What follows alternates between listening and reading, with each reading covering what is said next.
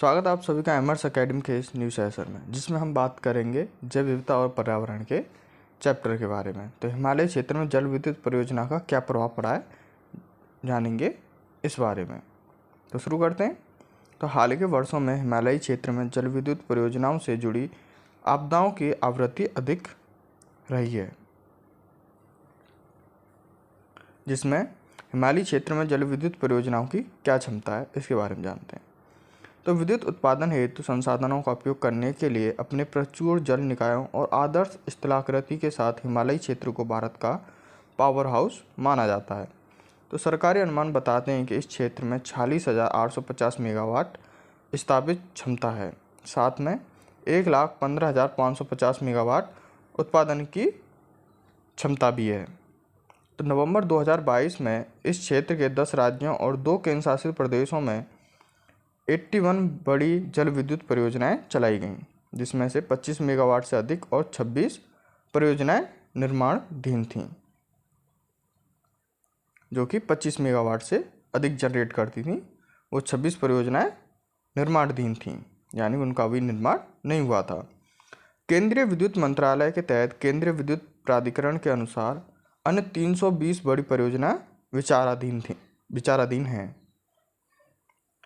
हिमालयी क्षेत्र में जल विद्युत परियोजना का जोखिम और प्रभाव क्या क्या है, जानते हैं उनके बारे में।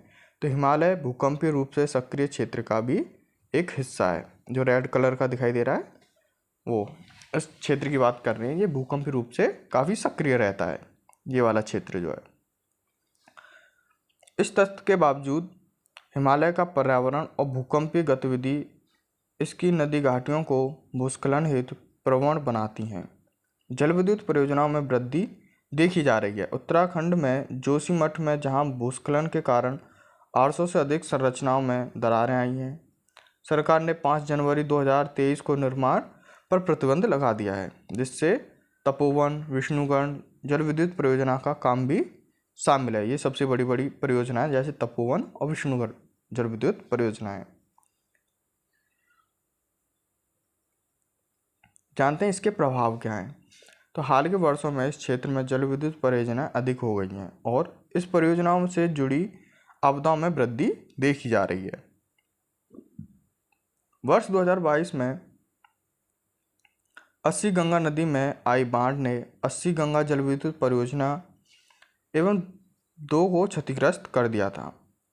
वर्ष 2013 की केदारनाथ बाढ़ ने फटा ब्यूंग, सिंगरौली, भटवारी और विष्णुप्रयाग यानी HEP को बुरी तरह से क्षतिग्रस्त किया। ये 2013 की घटना है और 2012 की थी 80 गंगा नदी वाली। इसके बाद फिर वर्ष 2021 में भूस्खलन और हिमस्खलन के कारण ऋषिगंगा परियोजना नष्ट हो गई और विष्णुगढ़ तपोवन यानी HEP क्षतिग्रस्त हो गई। इस घटना में 200 से अधिक लोग मारे गए हैं और लगभग 1500 करोड़ रुपए का भी नुकसान हुआ था। विभिन्न मीडिया रिपोर्टों के अनुसार विष्णुगढ़ तपोवन इलाके में स्थित गंभीर होने के कारण पहले से ही आवर्ती बार क्षति का सामना करना पड़ा है। दिसंबर 2022 में हिमाचल प्रदेश के किन्नौर जिले में उरनी में गंभीर ढाल परिवर्तन के कारण भूस्खलन की घटना देखी गई थी। यह घटना उस क्षेत्र में हुई थी जहां 1091 मेगावाट की करछम वांगटू जल विद्युत संयंत्र हेतु निर्माण कार्य चल रहा था। वहाँ पे इस परियोजना का कार्य चल रहा था। इन भूस्खलनों की घटनाओं के कारण झीलों में जमने और झीलों का फटना, द्वितीयक भूस्खलन तथा निचले क्षेत्रों में बाढ़ आती है, जिससे सामान्यतः पर्यावरण और आसपास के समुदाय प्रभावित होते हैं। सरकारी क्या पहल है, इनके बारे में जानते हैं। तो national mission on sustaining Himalaya ecosystem यानी जलवायु परिवर्तन और राष्ट्रीय कार्य योजना के तहत 8 मिशनों में से एक है। इसका उद्देश्य हिमालय के ग्लेशियरों, पर्वतीय पारिस्थितिक तंत्र, जैव विविधता एवं वन्यजीव संरक्षण तथा सुरक्षा हेतु उपाय सुनिश्चित करना है।